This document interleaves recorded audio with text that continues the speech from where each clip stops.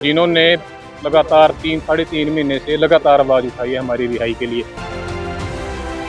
बहुत लंबे टाइम तक रेलवे ट्रैक भी जाम रखा है, 1 महीने से। मेरे को लगता है शायद इतिहास में ना इतना लंबा टाइम किसी की रिहाई के लिए बंद हुआ होगा। ये लड़ाई लड़ते रहेंगे, ठीक है। किसानी की लड़ाई है, अपने हकों की लड़ाई है, सच हक की लड़ाई है। बाबे नानक ने सिखाया हुआ है कि हाँ, अपने सच हक पीछे लड़ना है, ठीक है। सच हक पीछे अगर लड़ाई के पीछे मरना भी पड़ गया, शहीद भी होना पड़ गया, तो शहीद भी हो जाएंगे और पीछे हटने का सवाल पैदा नहीं होता। ये इतनी बड़ी लड़ाई लड़ रहे हैं, किसानों की लड़ाई लड़, तो मुसीबतें भी झेलनी पड़ती हैं। बाकी बाबे नानक के फलसफे पे भी सारी संगत का, मोर्चे का, जिन्होंने लगातार 3-3.5 महीने से लगातार आवाज़ उठाई है हमारी रिहाई के लिए। बहुत लंबे टाइम तक रेलवे ट्रैक भी जाम रखा है, 1 महीने से। मेरे को लगता है शायद इतिहास में ना इतना लंबा टाइम किसी की रिहाई के लिए बंद हुआ होगा। उसके बाद चाहे MLA का गिराव हो गया, MP का गिराव हो गया, और उसके बाद जो कल की कॉल है वो भी सबने बहुत अच्छे तरीके से निभाई। तो सबका धन्यवाद करना चाहते हैं, और अपने वकील साहिबान का, रोहित जैन जी का, जो पिछले 5 साल से हमारी लड़ाई लड़ रहे हैं, तो सबका धन्यवाद है। ये लड़ाई लड़ते रहेंगे, ठीक है। किसानी की लड़ाई है, अपने हकों की लड़ाई है, सच हक की लड़ाई है। बाबे नानक ने सिखाया हुआ है कि हाँ, अपने सच हक पीछे लड़ना है, ठीक है। और सच हक पीछे अगर लड़ाई के पीछे मरना भी पड़ गया, शहीद भी होना पड़ गया, तो शहीद भी हो जाएंगे और पीछे हटने का सवाल पैदा नहीं होता। किसानी की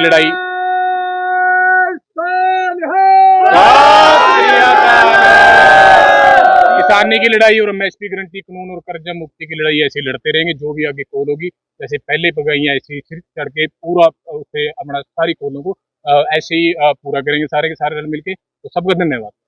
मुसीबतें जेल है जी, जेल की तरीके से काटते हैं। मुसीबतें भी अब ये इतनी बड़ी लड़ाई लड़ रहे हैं, किसानों की लड़ाई लड़, तो मुसीबतें भी झेलनी पड़ती हैं। बाकी बाबे नानक के फलसफे पे अंदर चल रहे हैं, अंदर सारे भाई हैं एक दूसरे के, ठीक है। एक थाली में खाना खाते हैं सारे के सारे, है ना। तो ये तो बाबे नानक ने सिखाया भी हाँ, मनुष्य का साथी है, मनुष्य के दुख सुख में सहयोग करना है ना। तो अंदर भी ठीक है, माहौल बढ़िया है। पर है भी, ये भी थोड़ी जो भी है दिक्कतें हैं ना, जेल का जो जैसी जेल होती है, जेल तो जेल की तरह ही होती है ना। तो कोई दिक्कत नहीं है, कोई हौसले में कमी नहीं आई हमारे, है ना। वैसे ही हौसले बुलंद हैं, जैसे पहले यहाँ से अंदर गए थे, है ना, या फिर शंभू मोर्चे भी होते थे, ऐसे ही हौसले आ जाएं। बाकी कल की रैली के अंदर जब भाषण देंगे तो हौसला पूरा दिखाएंगे। तो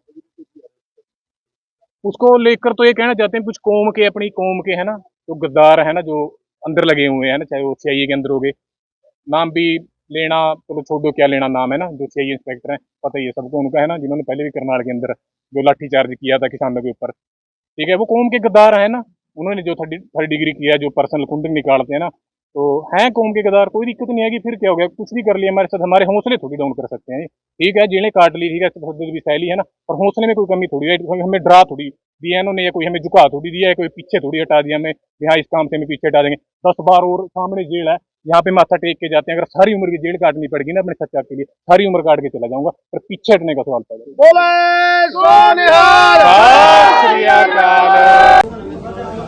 आदरणीय किसान साथियों, सभी से अपील की जाती है कि हमारा नौजवान साथी नवदीप हमारे बीच में आ गया है, लेकिन कल का प्रोग्राम मंडी के अंदर वैसे ही होना है।